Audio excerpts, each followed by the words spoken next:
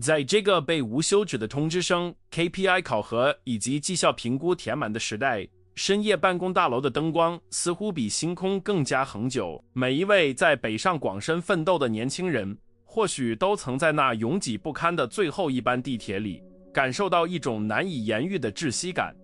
我们被告知，只要努力就能拥有一切，但在现实的洪流中，许多人发现自己不过是在一台巨大的跑步机上狂奔，汗流浃背却原地踏步。这种被称为内卷的社会现象，像是一个无形的绞肉机，不仅消耗着我们的体力，更在悄无声息中蚕食着我们对未来的希望与内心的平静。面对这种无处不在的焦虑，一种极端的反应开始在年轻群体中蔓延，那就是选择躺平。既然努力得不到回报，不如前脆放弃所有的追求，以此来对抗这个看似不公的系统。然而，当你真正尝试切断与世界的联系，拒绝所有的竞争与挑战时，你会惊讶地发现，内心的焦虑并没有因此消失，反而转化为一种深沉的虚无感。这种消极的抵抗并不能带来真正的自由，它更像是一种无奈的自我流放，让我们在逃避中逐渐失去了对生活的掌控感与生命的热情。正是在这进退维谷的困境中，一个源自2000多年前古罗马的哲学流派斯多葛主义意外地在现代互联网上重新点燃了火花。它不是教你如何获得世俗意义上的成功，也不是劝你遁入空门不问世事，而是提供了一套在混乱世界中保持清醒与坚韧的思维工具。为什么越来越多的中国年轻人开始在 B 站、小红书上分享陈思路的摘抄？因为我们隐约感觉到，这个古老的智慧似乎正是为了应对我们当下这种高压、不确定且充满竞争的现代生活而量身定做的解药。斯多葛哲学的核心魅力在于它承认痛苦的存在，却拒绝被痛苦所奴役。它告诉我们，生活中的许多压力并非来自事件本身，而是源于我们对这些事件的判断与反应。当你为了期末考试的排名而夜不能寐，或者为了年终奖金的多少而患得患失时，斯多葛主义者会温和地提醒你，你正在试图控制那些你无法完全掌控的东西。这种对控制权的错误认知，正是我们绝大多数精神内耗的根源。一旦我们学会区分什么是我们能改变的，什么是我们必须接受的，心灵的重负便会卸下一半。想象一下罗马皇帝马可·奥勒留，这位斯多葛学派的代表人物，他的一生远比我们想象的要艰难得多。他并不是在舒适的宫殿里享受荣华富贵，而是在常年的边境战争、瘟疫肆虐以及宫廷内部的背叛中度过的。他所承担的责任与压力远超我们在职场或考场上面对的挑战。然而，正是在这种极端的环境下，他在行军帐篷的微光中写下了那些关于平静与秩序的文字。如果一位手握帝国命运、面对生死存亡的皇帝都能在混乱中找到内心的安宁，那么我们或许也能在截稿日期的逼迫下找到属于自己的节奏。很多年轻人误以为斯多葛主义就是压抑情感，变成一个没有悲喜的石头人，这其实是对他最大的误解。真正的斯多葛主义者拥有极其丰富的情感世界，但他们懂得如何不让这些情感演变成毁灭性的风暴。这是一种高级的情绪管理能力，是在恐惧来袭时依然能够理性思考的能力，是在遭遇不公时依然能够坚守原则的勇气。对于在职场中受尽委屈，或者在学术道路上感到迷茫的我们来说，这种情绪韧性简直就是最强大的生存武器。它让我们在风暴中心依然能屹立不倒。我们之所以感到痛苦，往往是因为我们将幸福寄托在了那些变幻莫测的外部条件上，别人的赞赏、社会的地位、物质的积累。当这些东西一旦动摇，我们的自我价值感也就随之崩塌。斯多葛哲学邀请我们进行一场价值观的革命，将关注的焦点从外部的结果转移到内部的品格。无论世界如何动荡，无论职场如何残酷，只要你的意志是自由的，只要你的理性是清晰的，就没有任何人能够真正伤害到你。这种内在的不可战胜性，正是当代年轻人最渴望的安全感来源。在这个信息爆炸、观点极化的时代，我们的大脑每天都在被迫接收无数的噪音。焦虑往往源于对未来的过度担忧和对过去的无尽懊悔。而忽略了唯一真实存在的当下。斯多葛主义教导我们活在当下，这不是一句空洞的口号，而是一种极其严格的思维训练。它要求我们像守卫城池的士兵一样，时刻警惕自己的念头，不让那些无用的焦虑入侵我们的心灵堡垒。当你专注于手中的工作，而不是焦虑工作完成后的结果时，压力的重量就会神奇地消失。这场关于心灵的修炼并不需要你具备高深的学术背景，也不需要你改变现有的生活轨迹。你依然可以是那个在大城市打拼的白领，依然可以是那个在图书馆奋笔疾书的学生，但你的内心状态将发生翻天覆地的变化。你将不再是那个被环境左右的受害者，而是一个主动的创造者。这就是为什么斯多葛主义能跨越千年的时光，精准地击中现代中国年轻人的痛点。它给了我们一种在不确定的世界中确立确定性的力量，一种在随波逐流中锚定自我的定力。在接下来的内容中，我们将深入探讨斯多葛哲学中最强大的几个心理工具。这些不是枯燥的理论说教，而是经过历史验证的，可以直接应用于你日常生活中的实战策略。无论你是正在为考研焦虑的大学生，还是面临35岁危机的职场人，这些智慧都能为你构建一座坚不可摧的内在城堡。准备好了吗？让我们一起推开这扇古老的大门，去寻找那份久违的宁静与强大。要想在现代社会的高压环境中重获自由，我们首先需要掌握斯多葛哲学中最基础也最强大的武器，那就是艾比克泰德提出的控制二分法。这位曾经身为奴隶的哲学大师，比任何人都更深刻地理解什么是真正的自由。他在手册开篇就一针见血地指出，世上之事，有些是我们能控制的，有些则是我们不能控制的。这句看似简单的废话，实则蕴含着能够粉碎一切焦虑的巨大能量。我们绝大多数的痛苦都源于试图去强行掌控那些本不属于我们控制范围内的事物。那么，究竟什么是我们能控制的？答案非常有限。我们的信念、我们的行动、我们的渴望，以及我们对事物的判断。简而言之，就是我们自己的心灵活动。而那些我们无法控制的，则包括身体的健康、财富的积累、名声的好坏，以及这一点对当代年轻人尤为重要，他人的看法和上司的评价。当你为了领导的一个眼神而忐忑不安，或者为了考试排名是否能进前10而焦虑失眠时，你实际上是在试图奴役不可控的外部世界。这种越界的代价必然是无尽的挫败与恐惧。为了形象地说明这一点，斯多葛学派常用射箭者的比喻。一个优秀的弓箭手，他能完全掌控的是平日的刻苦训练，选择优良的弓箭，瞄准目标时的专注，以及松开手指那一刻的稳定。然而，一旦箭矢离弦，他是否能射中红心，就不再取决于他了。一阵突如其来的狂风，或者目标物的突然移动，都可能导致脱靶。如果这位弓箭手将自尊心和快乐完全系于射中红心这个结果上，他将永远活在患得患失的恐惧中。但如果他将目标定义为尽善尽美地射出这一箭，那么无论结果如何，他都已经赢了。将这个比喻应用到我们的学业与职场中，会产生一种革命性的视角转换。在准备考研或考公的漫长岁月中，你无法控制出题老师的思路，无法控制竞争对手的发挥，更无法控制录取名额的缩减。如果你把上岸当作唯一的成功标准，那么每一个不可控变量都会变成刺向你心脏的利刃。斯多葛主义告诉我们，把目标从考上修正为极致的准备。你唯一需要负责的是今天的复习计划是否完成，是面对难题时是否保持了耐心。当你收回向外抓取的双手，专注于耕耘自己的那1亩3分地，焦虑便会失去了附着的土壤。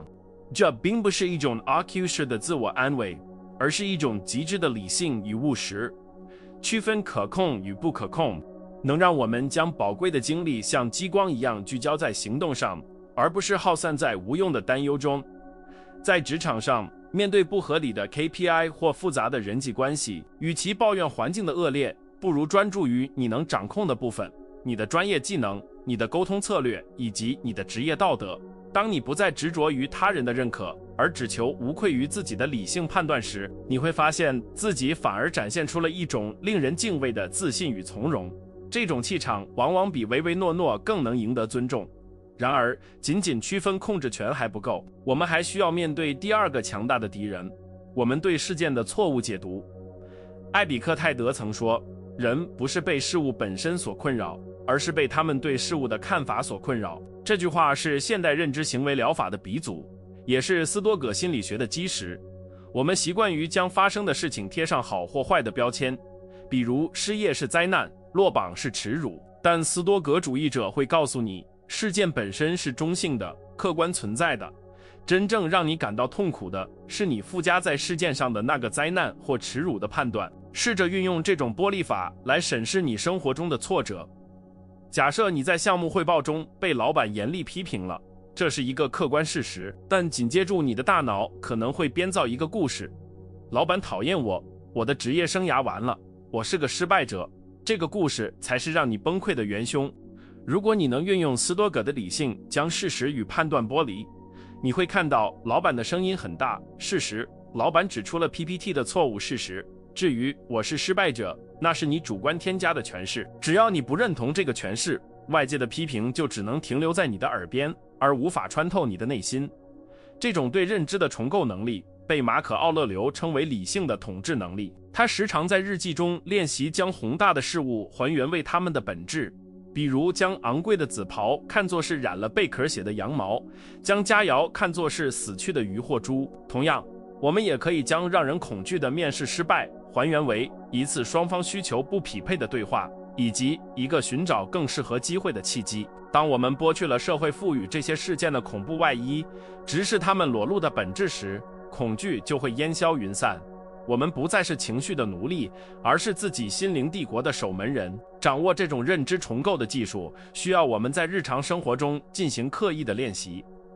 当愤怒或悲伤的情绪涌上心头时，不要急着发作，而是要对自己喊一声停，问自己，现在让我难受的到底是发生的这件事，还是我对这件事的看法？如果我换一种视角，比如像旁观者一样看待这件事，我还会这么生气吗？斯多葛主义要求我们在刺激与反应之间强行插入一个理性思考的空间，在这个空间里，我们拥有选择回应方式的绝对自由，这就是人类尊严的最高体现。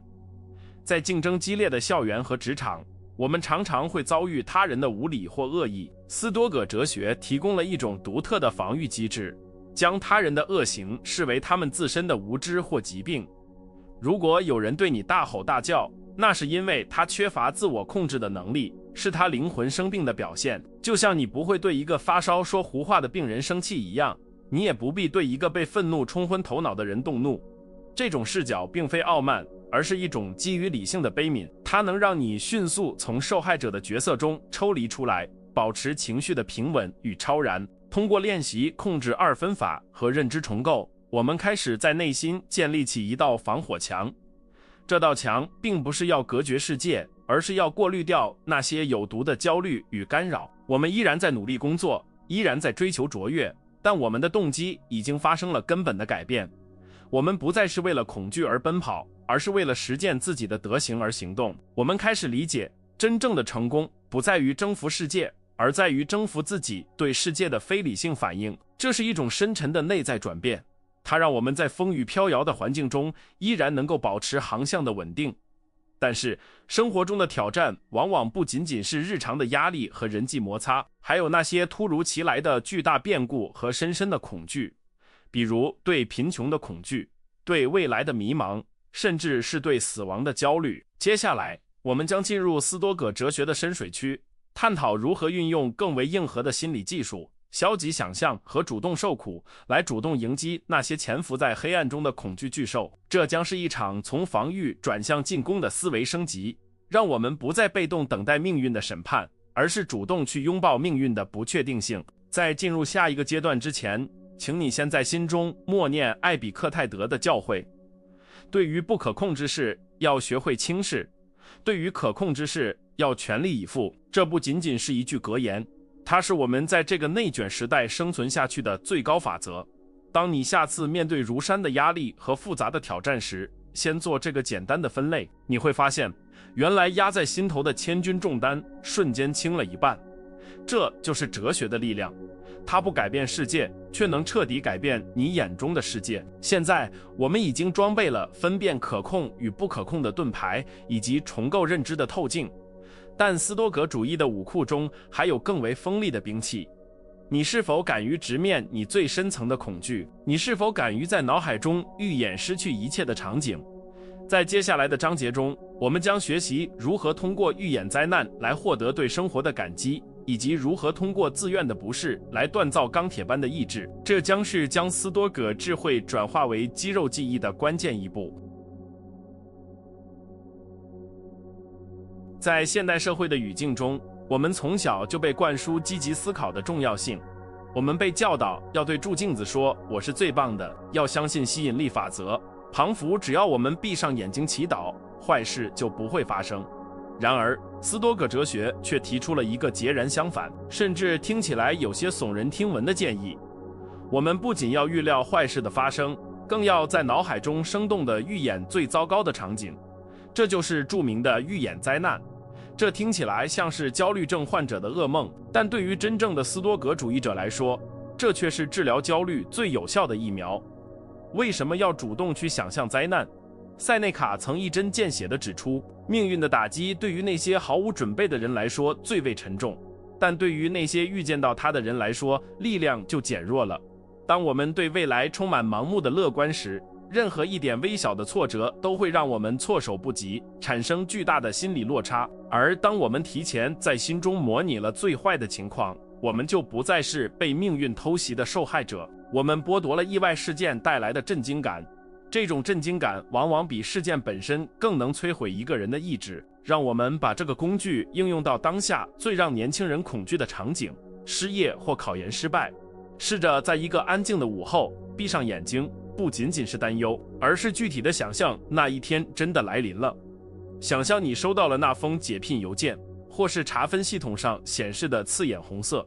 想象你的银行账户余额见底，想象亲戚朋友失望甚至嘲讽的眼神。不要逃避这些画面，让他们在脑海中停留，感受那种恐惧的含义。然后在这个想象的废墟中问自己一个关键的问题：这真的会毁了我吗？我还活着吗？我还能呼吸吗？通过这种极端的思想实验，你会惊讶地发现一个事实：即使最坏的情况发生了，你也依然能够生存。你会意识到，你对未来的恐惧，大部分其实是对未知的恐惧。一旦那个模糊的怪物被你用想象力的聚光灯照亮，你看清了它的獠牙不过是纸糊的，恐惧感就会瞬间崩塌。你会发现，即使失去了那份光鲜的工作，你依然拥有双手和头脑，依然可以去送外卖，去摆摊，去重新开始。这种底线思维会给你带来一种前所未有的安全感，不是因为相信坏事不会发生，而是确信即使坏事发生，我也能应对自如。预演灾难并不是要让你变成一个悲观厌世的人，恰恰相反，它是为了让你更深情地拥抱现在。当你意识到你所拥有的一切，你的健康，你的爱人，你稳定的收入，在逻辑上都是可能随时失去的，你就不会再把它们视为理所当然。你会在每一次与父母通话时更加耐心，在每一次与朋友聚会时更加投入。这种带有死亡阴影的视角，反而激发了对生命最强烈的热爱与感激。正如马可·奥勒留所说，像这就是你生命的最后一天那样去度过每一天。如果你觉得思想上的演练还不够，斯多葛主义还有更硬核的实战技巧：自愿受苦。这不仅仅是想象贫穷，而是实际去体验贫穷。塞内卡建议我们每个月拨出几天时间，刻意过一种简陋的生活，穿粗糙的衣服，吃最简单的食物，睡在地板上。在这个过程中，你要不断地问自己，这就是我曾经如此恐惧的状况吗？这与现代社会推崇的消费主义背道而驰。我们习惯于用升级消费来奖励自己，却不知这正是在给自己套上枷锁。为什么要自找苦吃？因为舒适是灵魂的麻醉剂。当我们习惯了恒温的空调、柔软的床垫和随叫随到的外卖，我们的适应能力就会退化。一旦生活出现变故，这种娇气就会变成致命的弱点。通过主动选择不适，比如洗冷水澡，进行长时间的断食或徒步，我们是在锻炼自己的心理肌肉，我们在向自己证明，我的快乐并不依赖于这些外在的物质条件，我可以享受奢华，但我并不需要它。这种不需要的底气才是真正的财富自由。在职场中，这种心态转换具有巨大的战略价值。为什么很多人不敢拒绝老板无理的要求？为什么很多人在有毒的环境中忍气吞声？因为他们恐惧失去现有的生活水准，他们被高额的房贷和消费习惯绑架了。如果你通过练习贫穷，知道自己即使一个月只花很少的钱也能过得开心，那么你就拥有了随时掀桌子的勇气。你不再是为了生存而跪着赚钱，你是为了自我实现而站着工作。这种由内而外的独立性，让你在职场博弈中处于不败之地。很多年轻人现在推崇的极简主义生活方式，其实就是斯多葛自愿受苦的现代变体。清理掉多余的物品，关闭纷乱的社交媒体通知，尝试在没有网络的环境下独处一天。这不是在逃避现代文明，而是在夺回注意力的主权。在这个充满诱惑的世界里，能够控制自己的欲望，能够在匮乏中保持平静，这本身就是一种极其稀缺的超能力。它让我们从被消费定义的怪圈中跳出来，重新审视什么才是生活必需品。这两大工具，预演灾难和自愿受苦，共同构成了斯多葛主义的防御体系。前者解决了对未来的恐惧，后者解决了对现在的依赖。它们就像是一套精神盔甲，穿上它，你就能在充满不确定性的现代社会中裸奔而不受伤。你会发现，原来你比自己想象的要强大得多。你不再需要外界的掌声来证明自己的价值，也不再需要物质的堆砌来填补内心的空虚。你开始成为一个真正独立的个体，一个在风暴中依然能稳住舵盘的船长。当我们学会直视深渊，深渊就不再凝视我们，而是成为了我们脚下的风景。这种心态的转变，对于正在经历内卷痛苦的年轻人来说，无异于一次灵魂的重生。我们不再祈求生活一帆风顺，而是祈求自己拥有战胜惊涛骇浪的勇气。这种勇气不是天生的，而是通过一次次思维的博弈和肉体的磨练铸就的。斯多葛主义不是一碗温暖的鸡汤，而是一块冰冷坚硬的磨刀石。它存在的意义，就是为了把你的意志打磨得锋利无比。当然，这些练习听起来既残酷又反直觉，但这正是良药苦口的道理。在这个推崇享乐和逃避的时代，选择一条艰难的道路去磨练心智，本身就是一种叛逆的英雄主义。当你的同龄人还在为丢失一部手机而崩溃时，你已经在内心预演过失去一切后的重建蓝图。这种心理维度上的降维打击，才是斯多葛主义带给我们的最大红利。它让我们在脆弱的世界中活出了一种反脆弱的生命力。至此，我们已经掌握了斯多葛的核心心法，区分控制权、重构认知、预演灾难以及主动受苦。这套组合拳足以应对生活中绝大多数的挑战，但斯多葛哲学的视野远不止于个人的悲欢离合，它还有一个更为宏大的视角——宇宙视角。在最后的篇章中，我们将把目光从自身投向浩瀚的宇宙与时间的长河，去探讨死亡这个终极话题，并找到在这个短暂人生中行动的最终动力。准备好进行最后的升华了吗？接下来，我们将一起仰望星空，在宏大的时空坐标中重新定位我们的烦恼与梦想。这将是我们这场哲学之旅的终点，也是你新生活的起点。当我们被眼前的 KPI、绩效考核和繁杂的人际关系压得喘不过气时，斯多葛哲学提供了一种能够瞬间抽离痛苦的宏观视角。马可·奥勒留称之为柏拉图式的俯瞰。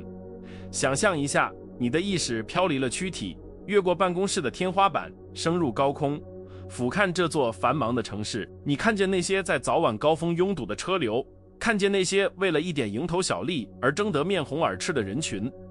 在3000米的高空之上，那些让你彻夜难眠的焦虑，那些你觉得大过天的职场失误，不过是沧海一粟。这种视角的转换，并非为了让我们变得冷漠或虚无，而是为了粉碎那个自以为是、无限放大痛苦的自我。在这个浩瀚的宇宙坐标系中，我们所执着的成功与失败显得如此微不足道。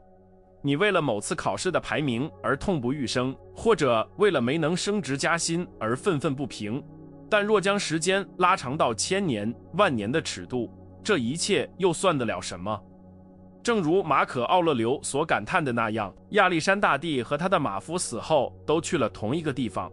这种宏大的宇宙观是一剂强效的镇静剂，它提醒我们不要为了那些转瞬即逝的身外之物消耗了我们唯一拥有的宝贵的生命能量。当你意识到自己在宇宙中的渺小，一种谦卑的平静便会油然而生。时间像一条奔流不息的长河，将一切人事冲刷殆尽。我们常常以为自己拥有无限的时间，于是将快乐寄托在遥远的未来。等我退休了，等我存够了钱，等我买了房。斯多葛主义严厉地批评这种延迟生活的态度，他告诉我们，过去已经死亡，未来尚未出生。我们真正拥有的只有当下这一个瞬间。如果你在当下这一刻感到痛苦和焦虑，而寄希望于未来的某个时刻获得解脱，那你就是在浪费生命。无论环境如何恶劣，当下的这一秒就是你展现品格的舞台，就是你生命的全部。这种对时间的紧迫感引出了斯多葛哲学中最震撼人心也最常被误解的概念——时刻铭记死亡。在古罗马将军凯旋的游行中，身后的奴隶会不断在他耳边低语：记住，你终有一死。这不是一种病态的诅咒，而是对生命最热烈的赞歌。在现代社会，我们忌讳谈论死亡，庞福只要不提它，它就不存在。但斯多葛主义者选择直视它，将死亡作为衡量一切价值的终极尺规。当你意识到这可能是你最后一次与父母共进晚餐，最后一次欣赏夕阳，你还会心不在焉地刷手机吗？你随时可能离开生活，让这个念头决定你的所作所为、所思所想。这句来自沉思录的箴言应该成为我们每一个决策的背景音。当你还在为是否要为了老板的一句批评而郁郁寡欢时，死亡的阴影会告诉你，没时间了，别把生命浪费在这些琐事上。死亡剥去了生活的所有伪装，留下了最本质的东西。它迫使我们去思考，如果今天是我生命的最后一天，我现在做的事情有意义吗？我是否活出了自己想要的样子？这种终极的追问是打破内卷惯性最强大的动力。既然生命如此短暂且不可预测，我们该如何面对那些无法改变的命运安排？斯多葛主义给出的答案是，不要仅仅忍受它，要去爱它。尼采后来将这个源自斯多葛的概念发扬光大。爱你的命运意味着无条件的接受发生在你身上的一切，无论是好是坏。如果你出生在一个竞争激烈的时代，那就拥抱这个时代；如果你遭遇了事业的低谷，那就拥抱这个低谷。不要浪费精力去幻想，如果事情不是这样就好了，那是一种对现实的背叛。将命运之火视为燃料，这是一种极致的英雄主义。想象一堆熊熊燃烧的烈火，无论你往里面扔进去什么，是前枯的木柴，还是肮脏的垃圾，甚至是绊脚石，火焰都会将它们吞噬，转化为光和热。一个伟大的灵魂也是如此，它能将障碍转化为道路，将困境转化为机遇。失业可以是你重启人生的契机，落榜可以是你磨练意志的试金石。在这个世界上，没有什么事情能够真正阻碍你，除非你主动放弃了自己的意志。凡是不能毁灭你的，最终都将使你更强大。对于当代的中国年轻人来说，斯多葛主义并不是让你逆来顺受的做一颗螺丝钉，而是叫你在不可避免的社会洪流中保持精神的高贵与独立。外界可以卷，职场可以乱，但你的内心必须建立起一座秩序井然的内在城堡。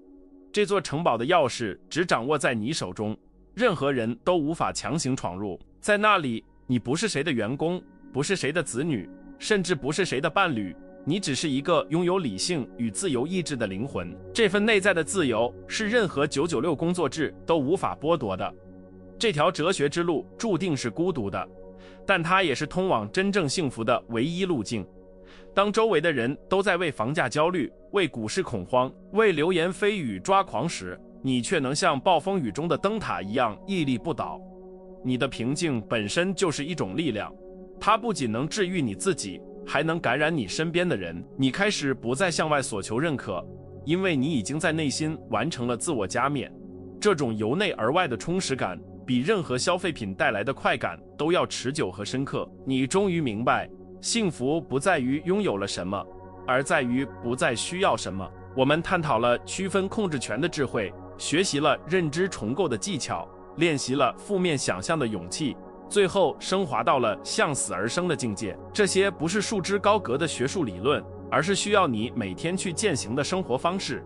或许今晚，当你再次面对未完成的工作或不确定的未来时，试着深呼吸，问自己：这是我能控制的吗？如果不是，那就轻轻放下；如果是，那就全力以赴。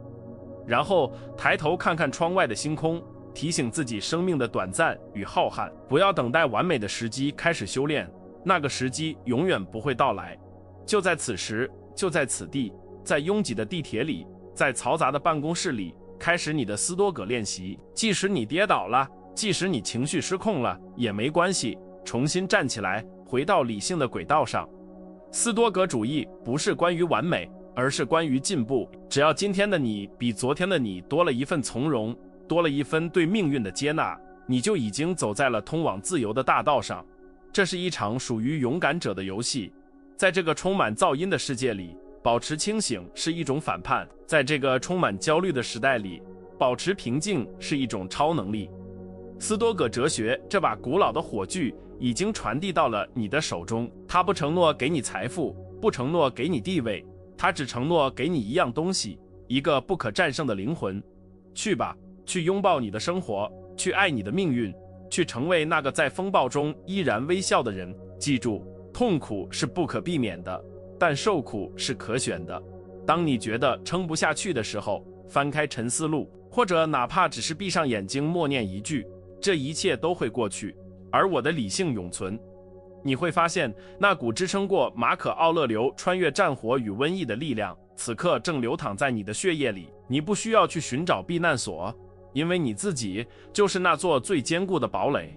现在，我想邀请你做一个小小的实验，作为这段旅程的开始。今晚睡觉前，不要刷手机，拿出纸笔，写下今天发生的3件让你感到焦虑的事，然后在每一件事旁边写下：这是我的判断还是客观事实？再写下我有多少控制权。当你把恐惧具象化在纸面上时，你会惊讶地发现它们正在缩小。这就是哲学的魔力，它将无形的恐惧化为有形的对手，然后将其击败。不要做一个理论上的哲学家，要做一个生活中的战士。未来的路依然充满挑战，内卷也许不会立刻消失，但你已经不再是原来那个赤手空拳的你了。你穿上了理性的铠甲，手持智慧的利剑。无论世界如何疯狂，愿你内心永远拥有一片宁静的星空。我们之所以学习斯多葛，不是为了逃避这个世界，而是为了更好地爱这个世界。带着这份古老的智慧，重新走入人群，去工作，去爱，去生活吧。因为只有在最喧嚣的市井中，才能修炼出最寂静的涅槃。你的生活本身就是你最好的哲学作品。让我们以塞内卡的一句话作为最后的共勉：真正的伟大是在脆弱的凡人躯体中拥有一颗不可战胜的神性之心。愿你在每一个平凡的日子里都能活出这份伟大。这就是斯多葛主义给予我们最珍贵的礼物，在不自由的世界里活出绝对的自由。现在放下这篇文章，深吸一口气，你的新生活从这一次呼吸开始。